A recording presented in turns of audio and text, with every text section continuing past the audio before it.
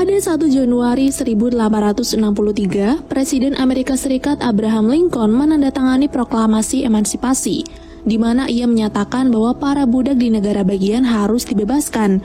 Tapi wilayah Louisiana ternyata masih ada 350.000 budak yang dihadapkan pilihan, yaitu menunggu pasukan Union untuk membebaskan mereka atau merebut kebebasan mereka sendiri. Dan inilah Emancipation.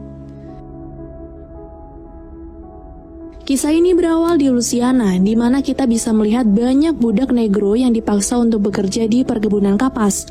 Semua budak itu bekerja tanpa ada seorang pun yang berani menentang karena pengawas di sana selalu membawa cambuk dan juga anjing yang galak. Tidak jauh dari perkebunan, tepatnya di sebuah gubuk, salah satu budak bernama Peter yang sangat menyayangi keluarganya terlihat sedang membelai kaki sang istri sekaligus membersihkannya. Di situ Peter juga memberikan sedikit nasihat agar sang istri selalu percaya kepada Tuhan, karena Tuhan itu baik yang akan selalu ada di pihak mereka dan suatu saat nanti akan memberikan pertolongan. Sayangnya keyakinan itu tidak dapat menyembunyikan mereka dari realitas yang ada, karena tidak lama kemudian 2 orang kulit putih datang menyeret Peter karena dia harus kembali bekerja menjadi budak.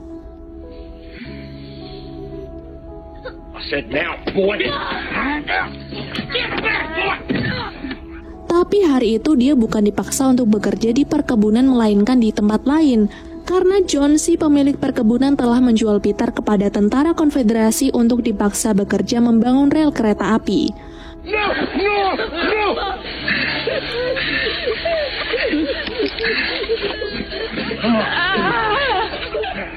Melihat sang ayah dibawa pergi, istri dan anak-anaknya pun hanya bisa menangis. Tapi Peter tetap menyuruh mereka bersama-sama karena suatu hari nanti dia pasti akan kembali. Stay together. Come back to you. Tell him.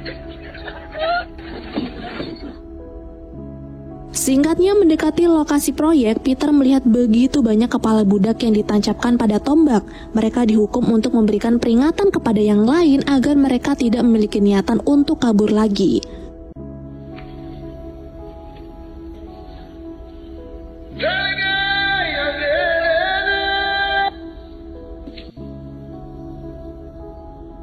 Tidak hanya dijadikan pekerja paksa, semua budak diperlakukan layaknya binatang. Contohnya saja Peter dan para budak yang baru datang ini, mereka dirantai lalu digiring menuju kandang yang dijadikan tempat tinggal baru mereka.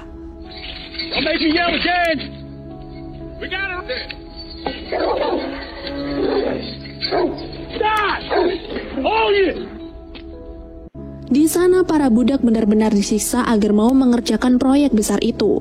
Dan jika ada salah satu yang berani kabur, hukuman pertama yang akan diberikan adalah pipinya akan ditempeli besi panas lalu dicambuk semalaman agar mereka merasa jera dan tidak melakukan hal yang sama.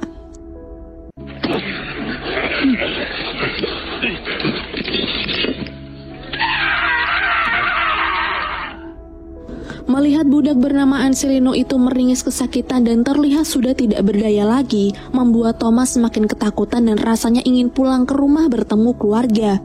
Menyadari itu, Peter pun berusaha menguatkan Thomas dengan berkata bahwa anggaplah ini hanya sebuah pekerjaan biasa yang dulu sering Thomas lakukan, dan percayalah bahwa Tuhan akan selalu melindungi kita. Mendengar nasihat dari Peter, Thomas pun cukup tenang, tapi Anselino membantah.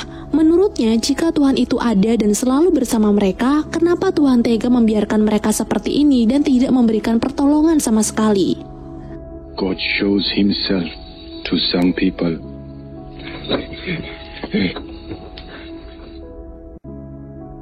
Setelah diberi istirahat semalam, keesokan harinya para budak kembali melakukan pekerjaan mereka masing-masing. Tapi karena Peter memiliki tenaga yang lebih baik daripada yang lain, setiap pada jam makan siang, pengawas seringkali menyuruh Peter untuk datang paling akhir. Hari itu, ketika Peter sedang melanjutkan pekerjaannya, sedangkan yang lain menikmati makan siang, dia tidak sengaja mendengar obrolan Sersan Howard tentang Presiden Lincoln yang menyatakan kebebasan untuk para budak. Pertanyaannya, kenapa baru Howard saja yang tahu? Semua itu, karena minimnya media komunikasi. Howard juga baru mengetahuinya lewat salah satu koran yang tidak sengaja dia baca. Penasaran dengan kelanjutan obrolan itu, Peter berusaha mendengarkannya lebih teliti. Tapi di waktu yang sama, Thomas kena marah oleh Howard gara-gara telah membawakannya makanan yang kotor. Merasa kasihan dengan remaja itu, Peter pun berusaha untuk menjadi pahlawan dan membuat Howard geram sampai hampir menembak kepalanya. What's up, a death wish? Tapi di saat itu, Fuzzle, seorang spesialis pemburu budak, langsung bersiul seolah memberikan peringatan agar Howard menurunkan senjatanya. Kalau dilihat, mungkin peringatan Fuzzle terarah kepada Howard, tapi sebenarnya peringatan tersebut ditujukan kepada Peter agar dia tahu kalau hidupnya Peter di dunia ini ya karena dirinya. Sekarang dia adalah Tuhan, sedangkan Peter hanyalah anjingnya. Hal itu kemudian dibuktikan oleh Fuzzle, di mana ketika pagi tiba, bukannya menyuruh Peter bekerja, tapi dia malah mengikat Peter layaknya seekor anjing. Hal itu Fuzzle lakukan untuk menjatuhkan mental Peter yang dia rasa cukup berani. Tapi bukannya menjadi tunduk, ternyata hal tersebut malah membuat Peter semakin berani dan mulai memikirkan rencana pelariannya. Rencana itu kemudian Peter beritahukan kepada yang lain. Dia berkata, jika tidak ingin mati di sini, maka mereka harus kabur melewati rawa-rawa selama 5 hari hingga sampai di Button Rock. Button Rock sendiri adalah tempat berkumpulnya pasukan Union yang bisa menyelamatkan mereka dari perbudakan. If you go, I'll follow. Setelah menghabiskan makan siangnya, Peter dan yang lain kembali melanjutkan pekerjaan yang penuh dengan siksaan itu. Bahkan saking menyiksanya, salah satu budak tewas karena kelelahan dan Peter ditugaskan untuk memasukkan mayatnya ke kuburan massal. Not when there's perfectly good Nick. Bagi Peter hal ini memang sudah biasa, makanya ia terlihat begitu santai menyingkirkan mayat budak itu. Lalu saat kuburan akan ditutup, Peter mulai menaburkan kapur yang berguna untuk menghilangkan bau busuk. Tapi di saat itulah dia sadar bahwa hal ini adalah saat yang tepat untuk melarikan diri. Berhasil menyerang Howard dan pengawas lain, Peter dengan cepat mengambil belati milik Howard lalu kabur dari sana. Ternyata apa yang dia lakukan memancing budak-budak yang lain untuk kabur juga sehingga kekacauan pun terjadi.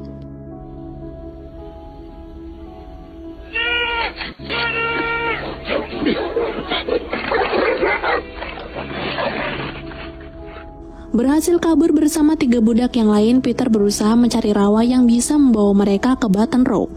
Tidak ingin tertangkap oleh tentara konfederasi, Peter, Angelino, dan Garden memberanikan diri melewati rawa yang penuh dengan buaya, sedangkan Thomas yang merasa takut malah berhenti hingga anjing-anjing milik Fuzzle menerkamnya dari belakang.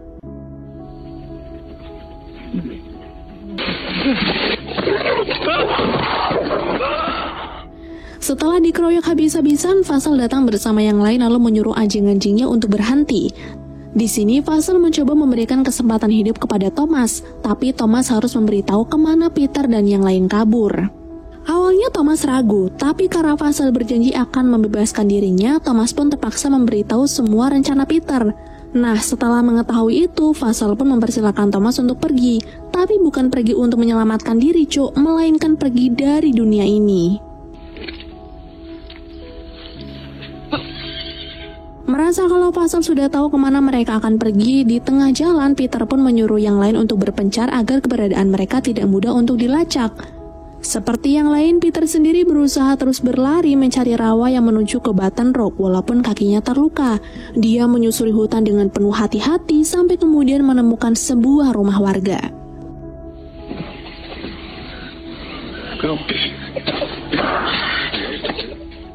Karena tidak mungkin penghuni rumah itu akan menyambutnya dengan baik, Peter diam-diam menyelinap ke halaman rumah dan mendekati sebuah sumur untuk mengambil air yang bisa melegakan dagahannya. Setelah itu, ketika dirasa cukup aman, Peter berlari lagi untuk mengambil kain jemuran dan juga kentang sebagai bekalnya nanti. Sialnya, saat Peter melakukan hal tersebut, anak pemilik rumah berhasil melihatnya. Dia berteriak lalu membunyikan lonceng peringatan hingga membuat Fuzzle akhirnya mengetahui kemana dirinya pergi.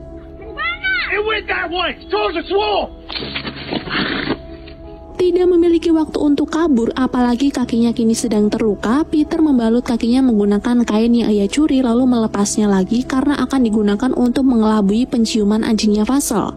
Di sini Peter membutuhkan waktu yang cukup lama, tapi untungnya Fuzzle tidak curiga karena Fuzzle pikir Peter tidak akan mungkin bersembunyi di rawa yang penuh dengan buaya itu. Setelah Faisal dan anak buahnya pergi ke tempat lain, Peter pun akhirnya bisa keluar dari persembunyian itu. Tapi tiba-tiba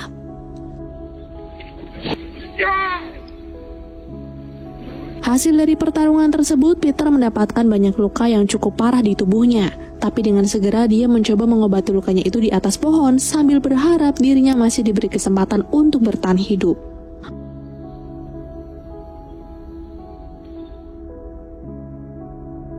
Pada keesokan harinya, ternyata Faisal dan yang lain kembali ke rawa tempat Peter bersembunyi kemarin. Mereka sengaja datang ke sana untuk memastikan lagi keberadaan Peter.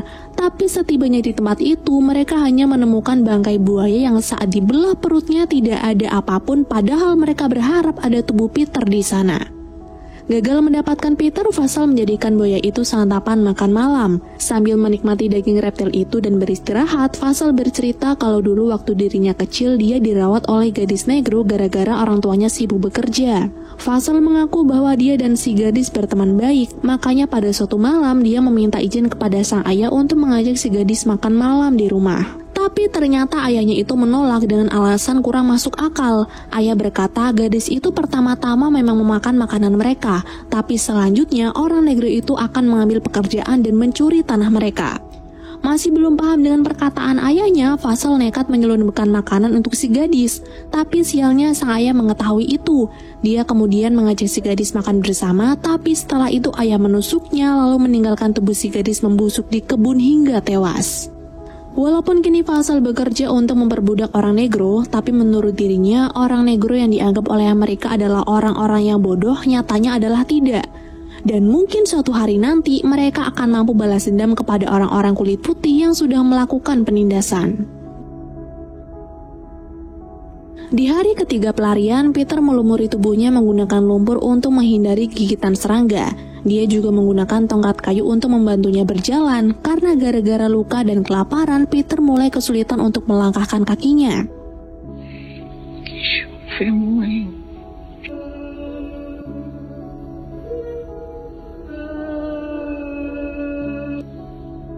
Kembali melanjutkan perjalanan sambil mengawasi keadaan sekitar, Peter tidak sengaja menemukan gubuk milik pemburu buaya. Melihat gubuk itu kosong dan belum lama ditinggalkan, dia pun segera pergi ke sana untuk mengambil air minum dan juga memanaskan belatinya untuk kemudian ditempelkan pada lukanya agar tidak terjadi infeksi.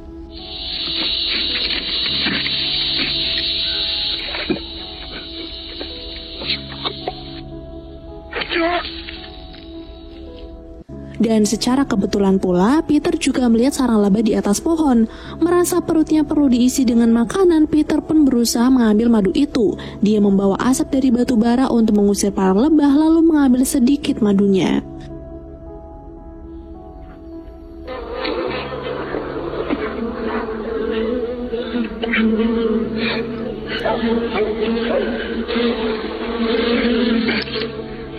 Cuman setelah hal itu dia lakukan, Peter harus segera melanjutkan pelariannya menggunakan perahu yang ditinggalkan karena kini Faisal pasti berhasil melihat asap yang ia buat.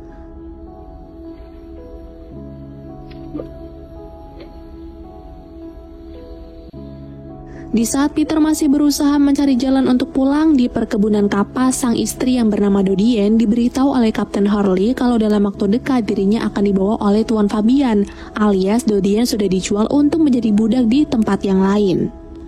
Dodien pikir dia akan berangkat bersama anak-anak, tapi dugaannya adalah salah. Dodien akan berangkat sendirian tanpa anak-anak dan di luar sana dia pun akan dinikahkan lagi dengan pria lain oleh Tuan Fabian karena berpikir Peter tidak akan pernah kembali lagi.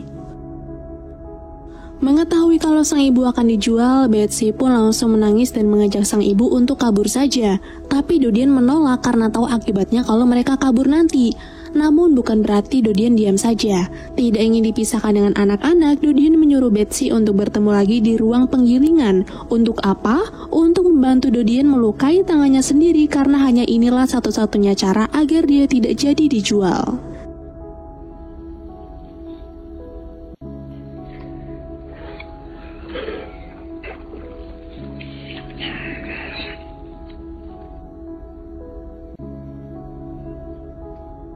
Sementara itu di rawa-rawa, untuk mempercepat langkahnya, Peter memutuskan untuk turun dari perahu dan melanjutkan perjalanan dengan berjalan kaki. Lalu di tengah jalan ternyata dirinya akan bertemu lagi dengan Angelino.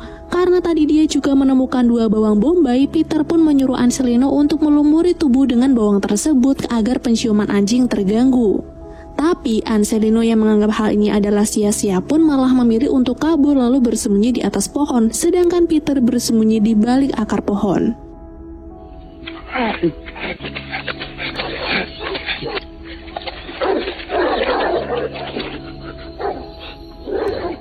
Ternyata apa yang dilakukan Peter adalah benar. Bawang itu benar-benar mengganggu penciuman anjing sehingga dia tidak ditemukan dan justru Angelino lah yang ketahuan.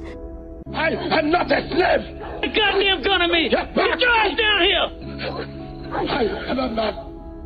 Melihat satu budaknya sudah berhasil ditemukan, Vassal langsung menembak Angelino hingga dia terjatuh dari pohon. Di sini Angelino tidak langsung dibunuh oleh Vassal karena Vassal ingin mengetahui di mana yang lain. Tapi karena Angelino tidak mau mengatakan apapun, akhirnya Vassal pun mengambil tindakan terakhirnya, yaitu memenggal kepala Angelino. Singkatnya, setelah keadaan sekitar sudah aman, Peter mulai beranjak keluar untuk melanjutkan perjalanannya menuju Button Rock. Setelah cukup jauh dirinya berjalan, Peter menemukan sebuah rumah yang terbakar dan terlihat begitu banyak mayat tergeletak di mana-mana. Karena ingin mengetahui apa yang baru saja terjadi, Peter pun memberanikan diri untuk masuk ke rumah tersebut. Di sana dia mengambil minum dan makanan yang masih tersisa, lalu lanjut memeriksa tempat yang lain. Dan di lantai 2, Peter menemukan seorang gadis negro sedang sekarat di bawah alat musik harpa. Ketika Peter akan berusaha menolongnya, ternyata si gadis sudah tidak bisa bertahan lagi hingga akhirnya meninggal dunia. Lalu di saat Peter sedang menemani kepergian gadis itu, tiba-tiba saja anak buah Vassal datang mempergoki dirinya. Tidak ingin tertangkap begitu saja, Peter pun berusaha melawan dan merebut senjata itu. Dia juga membunuh yang lain lalu langsung kabur dari tempat tersebut.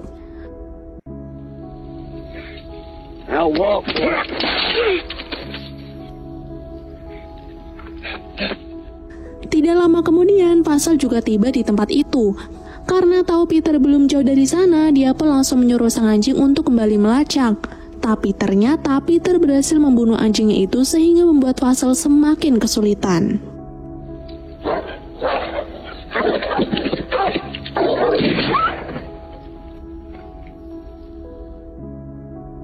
Singkatnya, ketika pagi tiba, Peter sampai di lokasi bekas perang antara para pemberontak dan pasukan Union. Karena titik teramannya sudah ada di depan mata, Peter pun kembali berlari dan berusaha melupakan rasa lelah dan lapar. Tapi di waktu yang sama, Vassal berhasil menemukannya dan memaksa Peter untuk berlutut lalu memohon ampun.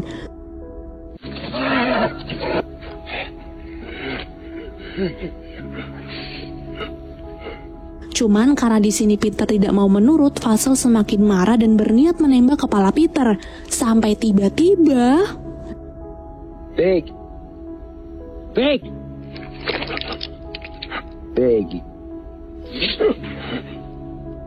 Dirinya lah yang tertembak lebih dulu oleh Kapten Andrea dari pasukan Union. Kini Peter pun sudah aman. Dia langsung diberi air lalu dibawa ke tenda pengungsian Button Rock agar mendapatkan perawatan karena kakinya sudah terinfeksi parah. Tapi selamatnya Peter bukan berarti dia bisa langsung kembali kepada keluarganya. Setelah keadaannya kembali pulih, Peter harus memberikan biodata kepada petugas lalu mendapatkan 2 pilihan, bekerja di perkebunan milik pemerintah atau bergabung bersama pasukan Union membasmi pemberontak yang masih berkeliaran. Merasa kalau pilihan kedua adalah yang paling tepat, Peter pun setuju untuk bergabung. Ketika akan mendaftar sebagai prajurit baru, tidak disangka-sangka nih dirinya akan bertemu lagi dengan Garden dan Peter pun sangat bersyukur karena Garden datang dengan selamat. Selanjutnya, Peter langsung mengambil antrian untuk mengambil seragam. Tapi sebelum itu, Peter diajak oleh 2 fotografer yang ingin mengambil gambar. Hal ini dilakukan agar semua orang di luar sana tahu rupa dari hasil perbudakan itu seperti apa. Singkat cerita, setelah resmi menjadi prajurit Union, Peter diajak oleh Kapten Andre untuk mendengar arahan dari atasan mereka. Di sini, pasukan diberi tugas untuk menguasai wilayah Port Hudson, wilayah yang dulu menjadi tempat penyiksaan bagi Peter. Mengetahui kalau Peter adalah mantan budak di tempat itu, Jenderal pikir Peter akan takut untuk ikut berperang. Namun nyatanya tidak. Keberanian di diri Peter masih membara, seakan-akan dia ingin menunjukkan kalau dirinya itu tidak akan pernah takut melawan musuhnya dan mengambil kebebasan. Pada keesokan harinya, Kapten Andre pun membawa satu peloton untuk berperang di wilayah Port Hudson. Tapi sebelum memasuki medan perang, Kapten memberikan peringatan kepada pasukannya untuk jangan pernah mundur lagi. Perang ini bukan untuk mendapatkan uang, melainkan untuk merebut kebebasan. We will take freedom! Left, left, left, right, left. Saat perang sengit itu berlangsung, banyak prajurit Union yang gugur gara-gara senjata yang digunakan musuh jauh lebih besar. Bahkan ketika satu peluru meriam dijatuhkan, Peter pun terlempar hingga membuatnya pingsan.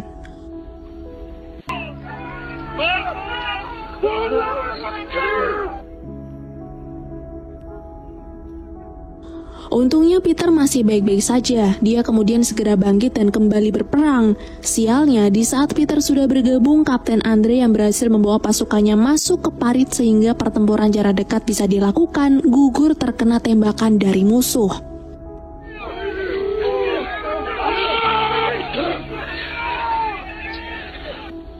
Kini, komando pun diambil alih oleh Peter. Dia yang menyadari kalau meriam adalah sumber masalah bagi mereka. Peter pun langsung mengajak pasukannya untuk terus lari ke depan dan merusak meriam itu hingga pertempuran bisa mereka menangkan.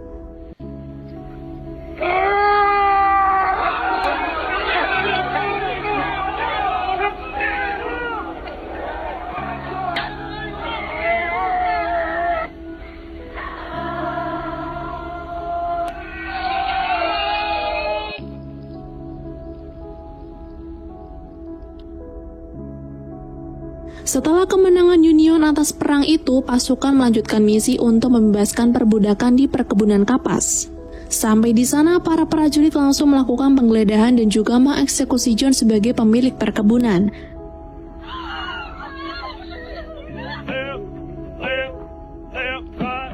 Tapi ketika pernyataan kebebasan itu sudah disampaikan kepada semua orang yang ada di sana, Peter tidak kunjung menemukan keluarganya hingga berpikir bahwa mereka sudah menjadi korban.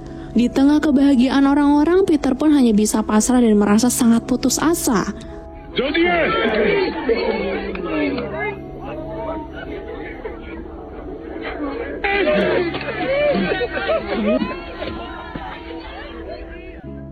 Tapi ketika Peter mulai melihat sekitar lagi, akhirnya dia berhasil menemukan istri dan anak-anaknya yang ternyata masih dalam keadaan yang baik-baik saja.